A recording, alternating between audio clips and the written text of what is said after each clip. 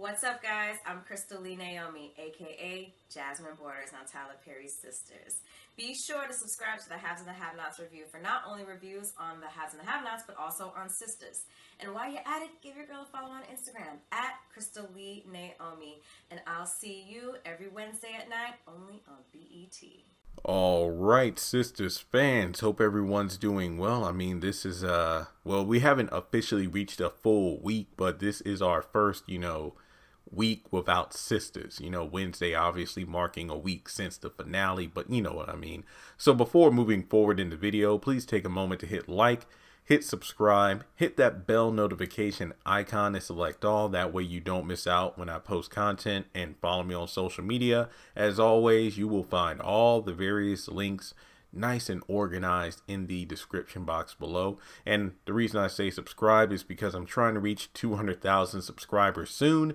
And of course, the more people who are subscribed and watch the content, the higher the watch time percentage is for people who actually are subscribers who watch the channel. I'd really appreciate it. So this video is me going over whether or not I like season 2 more than I like season 1. It's a tough call. I thought about doing what I usually do in big videos like this, where I have like, different categories and things like that. But to be honest, I feel like there are certain things that one season does better than the other. But at the same time, I can't sit up here and say that either season was great.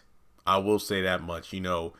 There are other shows I would rather watch than either season of Sisters again.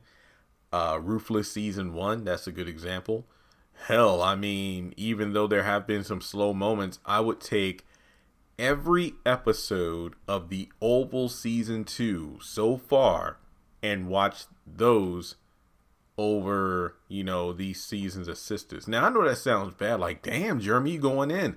No, it's really not out of a place of hate. And I got another video coming up that's going to be like a season 2 overview, or, why the finale flopped for season 2. Those are coming soon enough. But I think for this video, I just wanted to talk about, different elements of which season, of what one season had that the other didn't. So even though this isn't a fully organized video with specific categories, I will bring up things such as character, pacing, things like that. But I'd say that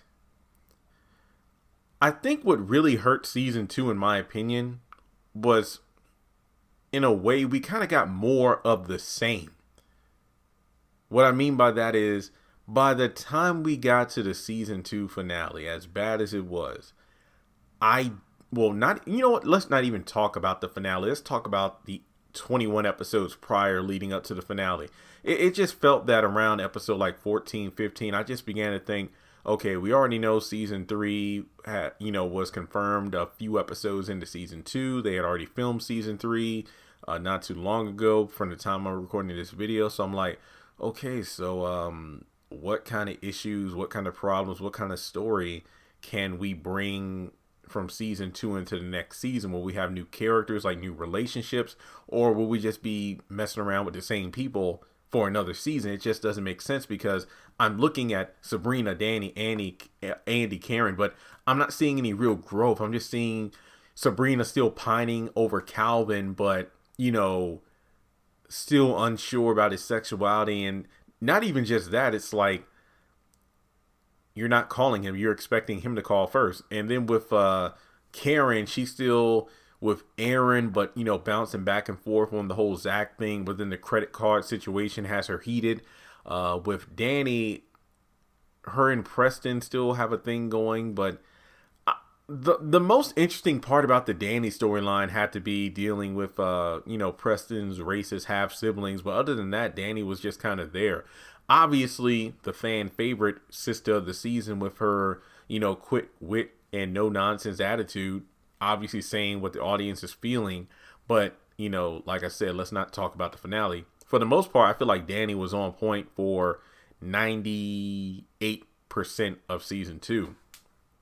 But that 2% now, 1% being solely based on the finale, but then the other 1% just being the fact that and I don't even blame Danny for this. Obviously, I blame, Tyler Perry for writing it this way. Most of her relationship drama comes from herself, not really allowing Preston to talk. If nothing else, Preston is just a piece of meat to Danny and someone who pays her rent. It's just like the fact that he tries to express himself, hey, I noticed something's off. Let's talk about it. No. And then without Danny explaining what makes her tick, she gets pissed off when Preston unintentionally or unknowingly does something that makes her tick. So I feel like that really goes back to season 1, where Danny was mad at the other girls for not telling her everything. But then based on the finale, it just shows why people don't tell her everything, because she'll run her own damn mouth and just, ruin everything. So I feel like another thing was the characterization. I'm saving Andy for later. Don't worry about that. I think that it's weird because in season 1, a lot of the recurring characters or secondary characters, they got pushed. They were either missing in action or they were pushed to the forefront in season 2. Like it was mentioned early on that Fatima, Preston, and Fatima, Preston, and Hayden, the new character, they were all going to be bumped up to like reoccurring characters as opposed to, just random, sporadic characters. They were given, main roles. So it felt like, what was it, season 6 or 7 of the Haves and the Have-Nots, where he introduced like 20 damn characters who took over the show. Alyssa,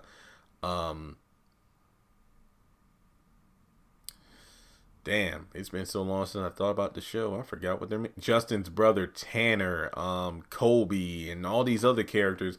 They kind of took over, whereas the main cast was just kind of pushed to the side. Either locked up in jail, in the hospital, missing for several episodes. So it just felt like, what the hell am I watching here? So with Sistas, it kind of got to the same situation, but the difference is, I enjoyed watching Zach, Preston, Danny. Zach, Preston. Well, Danny too. Fatima and Hayden. I enjoy watching them more than the main girls, because for the most part they never really changed. It just felt like a bunch of the same thing. And hell, tell me if I'm wrong, but didn't Aaron just feel like he was kind of there? Like he really didn't do anything. It's kind of weird that when you look back at season 1, most of Aaron's dynamic came from his ex-wife and her family being, added to the story to bring hell on Karen as a result of Aaron being with her. So it's just weird that without them around, Aaron is just around to kind of give these spiritual pep talks to Karen. I mean, one good element I did think was seeing how his, Christian ways, if you will, were kind of rubbing off on Karen. Even the other girls took it, like looking at how she was dressing and talking and things like that. But, aside from that, he was just kind of there. Also, we look at the lack of characters like Miss Lisa, Karen's mother. Jasmine, she popped up, but obviously she had a majorly reduced role from what she had in season 1. Morris was no longer in the cast. I just felt like in season 1, this was truly Andy's storyline. Like the other characters were just there, but her storyline was really the only one worth watching. In season 2, it just got annoyingly stupid for how airheaded and dumb and oblivious Andy is to everything going on. It's like one of those situations where how much do you have to lose?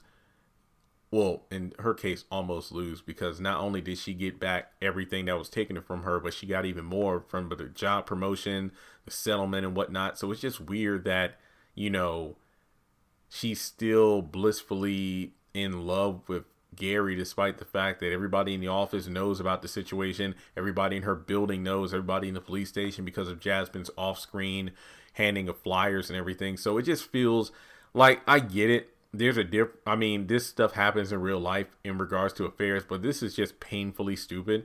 And a lot of people have been calling out Tyler Perry for, always writing black women as desperate for love, oblivious, and just blissfully unaware and ignorant. So I do feel like the Andy character just reached a whole new level of annoying this season, especially when she's actively asked for advice from the girls, Fatima, Miss Irene, but as soon as they tell her the truth, basically it's almost like, you go to a restaurant, you go to Burger King, you ask for a Whopper, they give you a Whopper, but then you roll your eyes because guess what? It's not a Big Mac.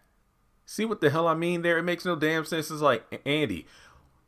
Andy's that friend who will just tell her story over and over again to the same people, ask for advice, and then not take that advice. She's going to do what she's going to do. It's like, how many times did we see Andy get solid advice? She's like, you know what? Yes, trust me, I won't do the wrong thing. And like, I remember I was proud of her. I think this was like when the season picked up for the back half of season 2 after she gave the money back to Gary at the bank.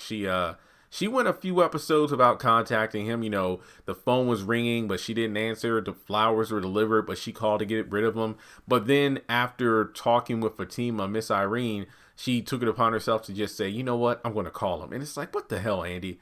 So I just feel like it's just stupid now, and I don't care what happens because she's brought it all on herself.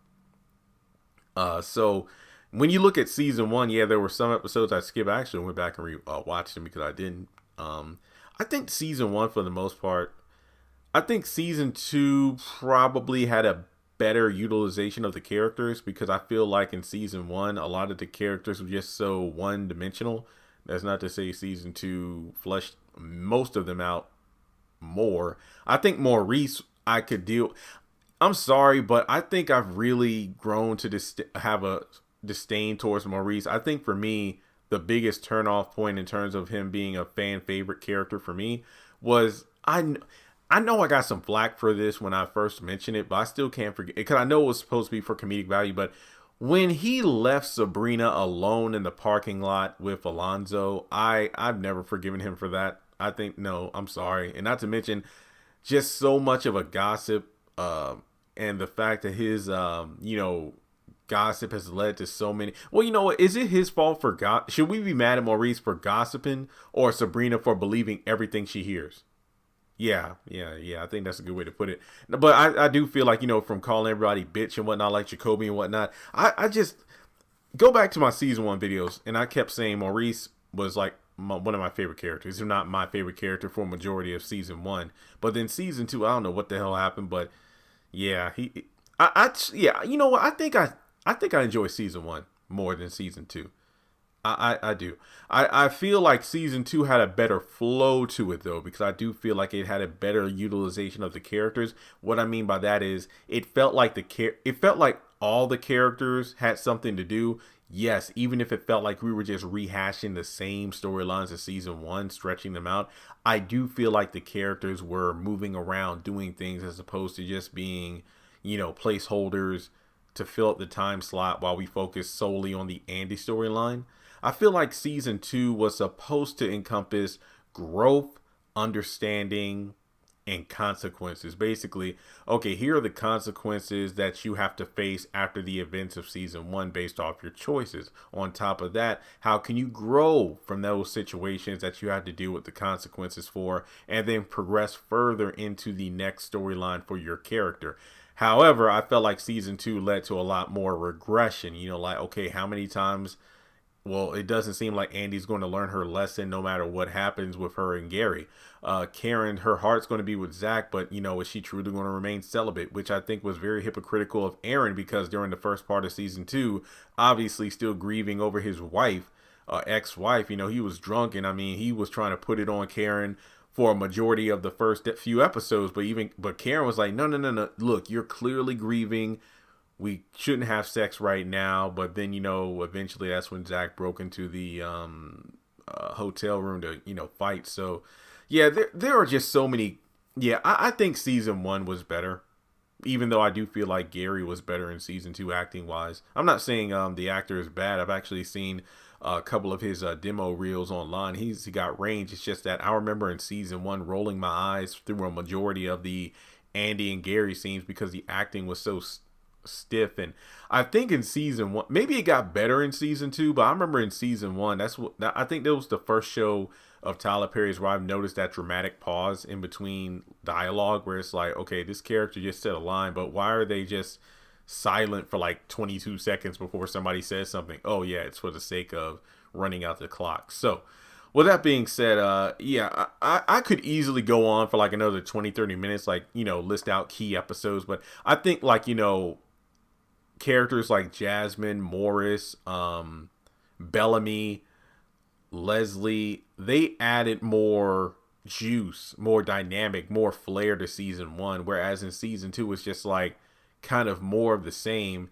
And while we were missing some of the season one characters, I guess you could say the B team, like Fatima, Preston, Hayden, they kind of took to the forefront and made the show their own, which made it worth watching. But it's crazy when you see these secondary characters get more growth than the main cast. So I do feel like season one, in my opinion, is the superior season of Sistas. But I will give props to season two for being filmed during the pandemic, yet it doesn't even feel like it because the show, it's still gorgeous. Like the camera angles, the locations, it's great. I mean, when you compare that to shows like Assisted Living and House of Pain, where, they either rotate to the same couple of scenery or locations, or in Assisted Living's case, just the one location, which is like the assisted living retirement home. But it is what it is. But let me know your thoughts in the comment section below. Do you agree with me? Do you disagree? Do you think season 2 is better than season 1? Do you think season 1 is better than season 2? Do you love both seasons equally the same, or do you just feel like both seasons of the show are trash and you'd rather watch something else? So let me know your thoughts below, and if you would like to donate to the channel, feel free to do so on PayPal or Cash App. Even though I will say the visuals for the season 2 theme song do beat the visuals for the season 1 theme song, because, hey, what can you do?